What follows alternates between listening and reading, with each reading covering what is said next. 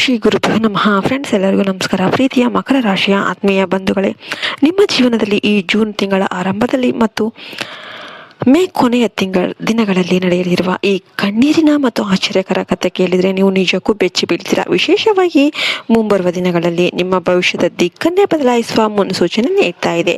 ನಿಮ್ಮ ರಾಶಿಯ ಅಧಿಪತಿ ಕರ್ಮ ಮತ್ತು ನ್ಯಾಯದ ದೇವತೆಯಾದ ಶನಿ ಮಹಾರಾಜ ಆ ಪರಮಾತ್ಮನು ಒದಗಿಸುವ ಅಪಾರ ತಾಳ್ಮೆ, ಕಠಿಣ ಪರಿಶ್ರಮದ ನಡುವೆ ಕೂಡ ನಿಮ್ಮ ಜೀವನದ ನೆಮ್ಮದಿಯಲ್ಲೇ ಕೆಡಿಸೋದಕ್ಕೆ ಹೊಂಚು ಹಾಕ್ತಿರುವ, ನಿಮ್ಮ ನೆಮ್ಮದಿಯನ್ನು ಕೆಡಿಸೋದಕ್ಕೆ ಹೊಂಚು ಹಾಕ್ತಿರುವ ಆ ಒಂದು ಅಕ್ಷರದ ವ್ಯಕ್ತಿ ಯಾರು ಗೊತ್ತಾ?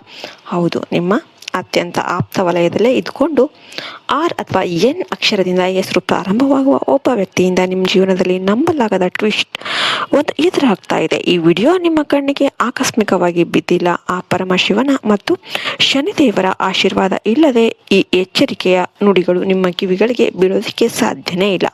ನಿಮ್ಮ ಜೀವನದಲ್ಲಿ ಇದುವರೆಗೆ ಕಾಡುತ್ತಿದ್ದ ನಿಗೂಢ ಸವಾಲುಗಳಿಗೆ ಕೊನೆ ಹಾಡುವ ಸಮಯ ಹತ್ತಿರ ಬಂದಿದೆ. ಆದ್ದರಿಂದ ಈ ವಿಡಿಯೋವನ್ನು ಎಲ್ಲೂ ಕೂಡ ಸ್ಕಿಪ್ ಮಾಡದೆ ಕೊನೆಯವರೆಗೂ ನೋಡಿ. ವಿಡಿಯೋ ಇಷ್ಟ ಆದರೆ ಈಗಲೇ ಲೈಕ್ ಮಾಡಿ, ಕಮೆಂಟ್ ಬಾಕ್ಸಲ್ಲಿ ಭಕ್ತಿಯಿಂದ ಓಂ ನಮಃ ಶಿವಾಯ ಅಂತ ಬರೆಯೋದನ್ನ ಮರಿಬೇಡಿ. ಈ ಒಂದು ಮಂತ್ರ ನಿಮ್ಮ ಇಡೀ ದಿನದ ನೆಗೆಟಿವ್ ಎನರ್ಜಿಯನ್ನು ದೂರ ಮಾಡುತ್ತೆ. ಮಕರ ರಾಶಿಯವರ ಅಂತರಂಗ ಮತ್ತು ಮಾನಸಿಕ ಸ್ಥಿತಿ. ಮಕರ ರಾಶಿಯವರೇ ಸ್ವಭಾವತಃ ನೀವು ಎಲ್ಲರ ಮುಂದೆ ತುಂಬ ಪ್ರಬುದ್ಧವಾಗಿ ಸದಾ ಜವಾಬ್ದಾರಿಯನ್ನು ಹೊರೋದಕ್ಕೆ ಸಿದ್ಧರಿರುವ ಆ ಥರ ಕಾಣಿಸ್ತೀರಾ. ಮತ್ತು ಯಾರ ಮುಂದೆ ಕೂಡ ಅಳಲನ್ನು ತೋರಿಸಿಕೊಳ್ಳದ ಗಟ್ಟಿ ಮುಖದವರಂತೆ ನೀವು ಯಾವಾಗಲೂ ಕೂಡ ಕಾಣಿಸ್ತಾ ಇರ್ತೀರಾ. ಜಗತ್ತು ನಿಮ್ಮನ್ನು ನೋಡಿ ಇವ್ರಿಗೆ ಬರೀ ಕೆಲಸದ ಹಿಂದೆ ಇರ್ತಾರೆ, ಇವ್ರುಗಳಿಗೆ ಭಾವನೆನೇ ಇಲ್ಲ, ಇವರು ತುಂಬ ಕಲ್ಲು ಮನಸ್ಸಿನವರು ಅಂತ ಅಂದ್ಕೊಳ್ತಾರೆ. ಆದರೆ ನಿಮ್ಮ ಒಳ ಮನಸ್ಸಿನ ಕನ್ನಡಿ ಮತ್ತು ಅದರೊಳಗಿನ ತೀವ್ರವಾದ ಆಂತರಿಕ ಯಾತನೆ ಹಾಗೂ ಕಣ್ಣೀರು ಆ ದೇವರಿಗೆ ಮಾತ್ರ ಗೊತ್ತು. ಕಳೆದ ಕೆಲವು ತಿಂಗಳುಗಳಿಂದ ನೀವು ಅನುಭವಿಸುತ್ತಿರುವ ಮಾನಸಿಕ ಒತ್ತಡ ಮತ್ತು ಜವಾಬ್ದಾರಿಗಳ ಭಾರ ಅಷ್ಟಿಷ್ಟಲ್ಲ. ಹಗಲೆಲ್ಲ ಎಲ್ಲರ ಮುಂದೆ ನಗುತ್ತಾ ಇಡೀ ಕುಟುಂಬದ ಅಥವಾ ಆಫೀಸಿನ ಭಾರವನ್ನು ಹೆಗಲ ಮೇಲೆ ಹೊತ್ತು ತಿರುಗುವ ನೀವು ರಾತ್ರಿಯಾಗುತ್ತಿದ್ದಂತೆ ಏಕಾಂಗಿಯಾಗಿ ಕಣ್ಣೀರು ಹಾಕ್ತೀರಾ.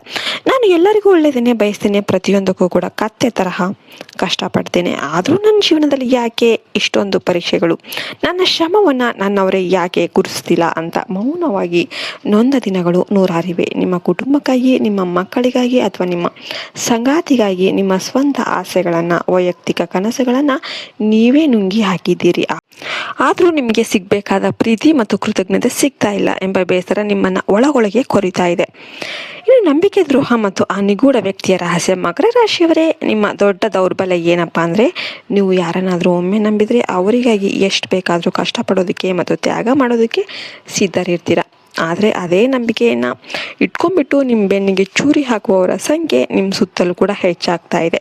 ನಿಮ್ಮ ಕಠಿಣ ಪರಿಶ್ರಮ, ನಿಮ್ಮ ಪ್ರಾಮಾಣಿಕ ಬುದ್ಧಿಯನ್ನು ನೋಡಿ ಹೊರಗೆ ಹೊಗಳುವ ಜನ ನಿಮ್ಮ ಬೆನ್ನ ಹಿಂದೆ ಅಸೂಯೆಯ ಬೆಂಕಿಯಲ್ಲಿ ಉರಿದು ಹೋಗ್ತಾ ಇರ್ತಾರೆ. ಈಗ ನಿಮ್ಮ ಜೀವನದಲ್ಲಿ ನಿಶ್ಶಬ್ದವಾಗಿ ಒಂದು ದೊಡ್ಡ ತಿರುವು ಬರಲಿದೆ. ನಾನು ಮೊದಲೇ ಹೇಳಿದಂತೆ ಆ ಒಂದು ನಿರ್ದಿಷ್ಟ ಅಕ್ಷರದ ವ್ಯಕ್ತಿ ನಿಮ್ಮ ಈ ಅತಿಯಾದ ಮೌನ ಮತ್ತು ಒಳ್ಳೆಯತನವನ್ನು ದೌರ್ಬಲ್ಯ ಅಂತ ಅಂದ್ಕೊಂಡಿದ್ದಾರೆ. ಇವರು ಹೊರಗೆ ನಿಮ್ಮ ಹಿತೈಷಿ ಅಂತ ನಟಿಸುತ್ತಾ ನಿಮ್ಮ ಪ್ರತಿಯೊಂದು ರಹಸ್ಯವನ್ನು ತಿಳಿದುಕೊಳ್ಳೋದಕ್ಕೆ ಪ್ರಯತ್ನ ಮಾಡ್ತಿರ್ತಾರೆ. ನಿಮ್ಮ ಆರ್ಥಿಕ ಸ್ಥಿತಿ, ನಿಮ್ಮ ಕೌಟುಂಬಿಕ ಸಮಸ್ಯೆಗಳನ್ನೆಲ್ಲವೂ ಕೂಡ ನಿಮ್ಮಿಂದಲೇ ಪ್ರೀತಿಯಿಂದ ಕೇಳಿ ತಿಳ್ಕೊಂಡು ಸಮಯ ಸಾಧಿಸಿ ಅದನ್ನೇ ನಿಮ್ಮ ವಿರುದ್ಧ ಬಳಸುವ ಕುತಂತ್ರ ನಡೀತಾ ಇದೆ. ಯಾರನ್ನ ನಂಬಬೇಕು, ಯಾರನ್ನ ನಂಬಾರ್ದು ಎಂಬ ಗೊಂದಲದಲ್ಲಿ ನೀವಿದ್ರೂ ಕೂಡ ಈ ದಿನಗಳಲ್ಲಿ ನಿಮ್ಮ ಅಂತಃಪ್ರಜ್ಞೆ, ಗಟ್ ಫೀಲಿಂಗ್ ನಿಮಗೆ ನೀಡುವ ಎಚ್ಚರಿಕೆಯನ್ನು ನಿರ್ಲಕ್ಷ್ಯ ಮಾಡಬೇಡಿ. ಅತಿಯಾದ ಕೆಲಸದ ಒತ್ತಡ ಮತ್ತು ಭಾವನೆಗಳ ನಿಯಂತ್ರಣದ ಎಚ್ಚರಿಕೆ. ಮಕರ ರಾಶಿಯವರಿಗೆ ಒಳಗೊಳಗೆ ಅತಿಯಾಗಿ ಆಲೋಚಿಸುವ ಅಥವಾ ಬರೀ ಕೆಲಸದಲ್ಲೇ ಮುಳುಗಿ ನೋವನ್ನು ಮರೆಯುವ ಪ್ರಭಾವ ಇರುತ್ತೆ.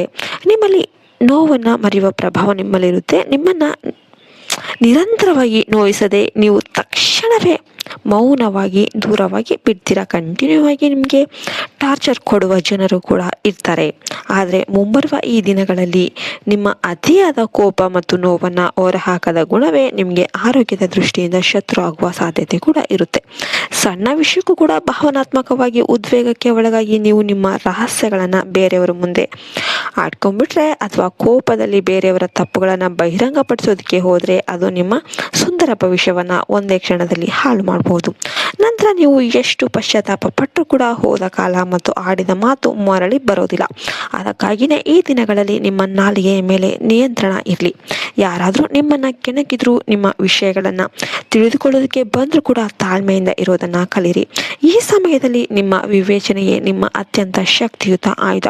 ಕೆಲವರು ನಿಮ್ಮನ್ನು ಬದಲಾಗಿದ್ದಾರೆ, ಸ್ವಾರ್ಥಿ ಅಂತ ಕರೀಬಹುದು. ಆದರೆ ನಿಮ್ಮ ಆಂತರಿಕ ಶಾಂತಿಗಾಗಿ ನೀವು ಕೆಲವರಿಂದ ಅಂತರ ಕಾಯ್ದುಕೊಳ್ಳೋದು ತಪ್ಪು ಖಂಡಿತ ಅಲ್ವೇ ಅಲ್ಲ, ಅದು ನಿಮ್ಮ ಹಕ್ಕು. ಈ 4 ದಿನಗಳಲ್ಲಿ ನಿಮ್ಮ ಆರ್ಥಿಕ ಸ್ಥಿತಿಯ ಬಗ್ಗೆ ಮಾತನಾಡೋದಾದರೆ, ನಿರೀಕ್ಷಿಸದ ಆಕಸ್ಮಿಕ ಖರ್ಚುಗಳು ನಿಮ್ಮ ಬಜೆಟನ್ನು ಏರುಪೇರು ಮಾಡಬಹುದು.